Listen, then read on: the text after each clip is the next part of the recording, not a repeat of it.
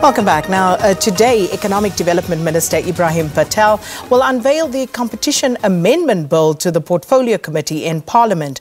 With certain changes to the Competition Act, the intention is, of course, to do away with the concentration of business in the hands of a minority, which stifles growth and small businesses.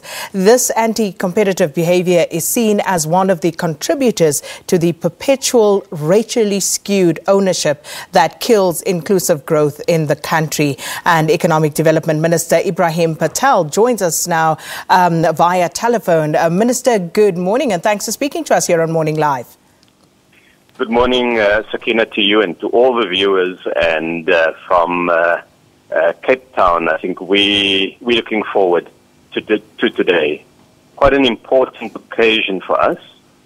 Of course, the country is talking about Madiba Day, preparing for the 100th anniversary of the birth of that extraordinary man. And I can think of no better way of doing it than the introduction of the Competition Amendment Bill. Absolutely, Minister.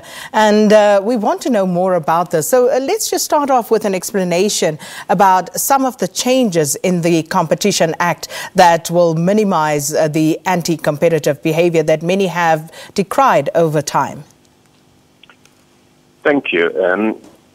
Essentially, what the Competition Act deals with, it's one of our most important pieces, one of our most important laws.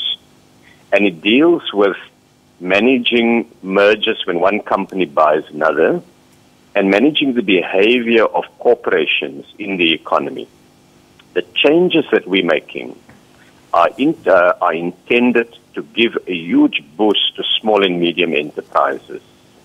They'll promote worker ownership in the economy, and they'll deal with high levels of economic concentration where a few large firms dominate important sectors of our economy. And what the bill, the provisions of the bill are, I think if I can summarize them very briefly, Sakina, we will be revamping and modernizing an important part of the competition law. That's the one dealing with the abuse of dominance.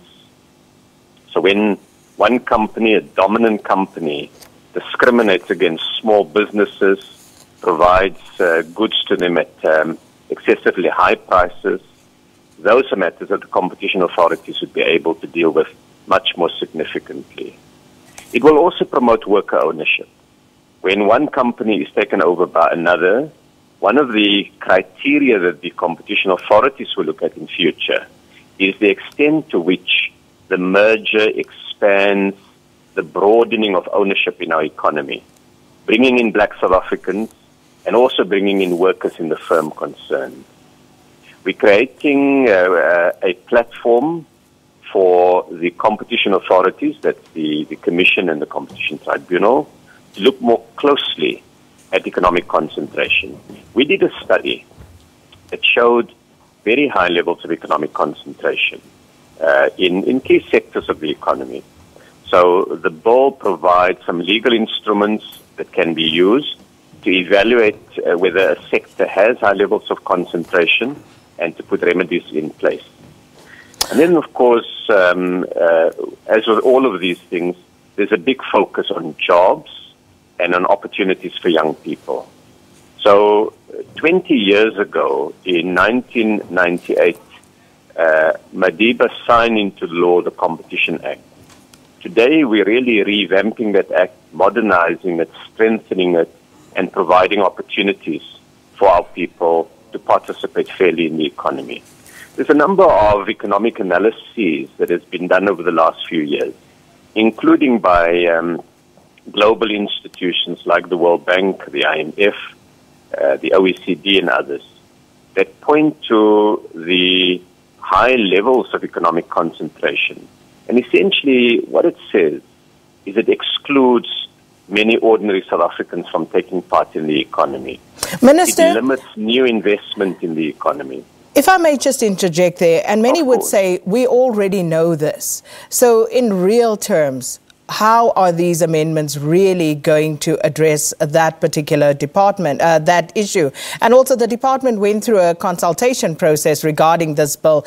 Who was consulted and what were some of the highlights of that consultation process, and how did it influence these changes to the Act?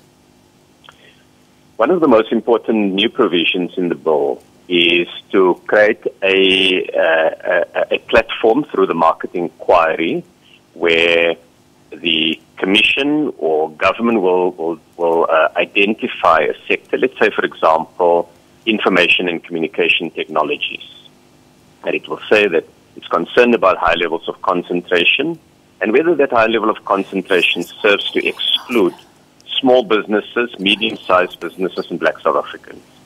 Firms will then be able to come forward with their evidence on levels of economic concentration.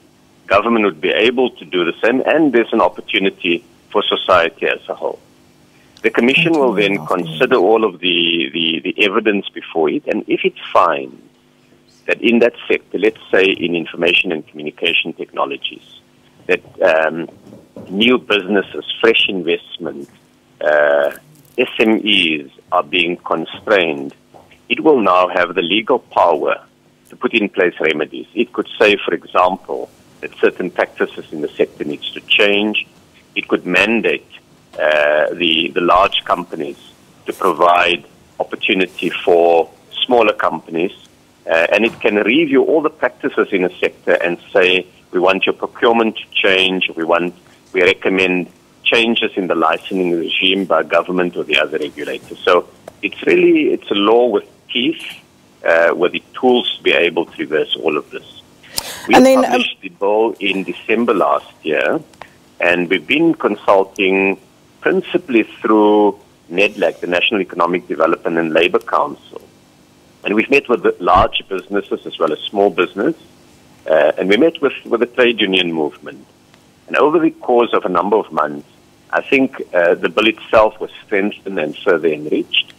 We've, as an example, to give you a sense of it, in the course of those discussions, the trade unions raised concerns about workers and the treatment of workers during merger proceedings.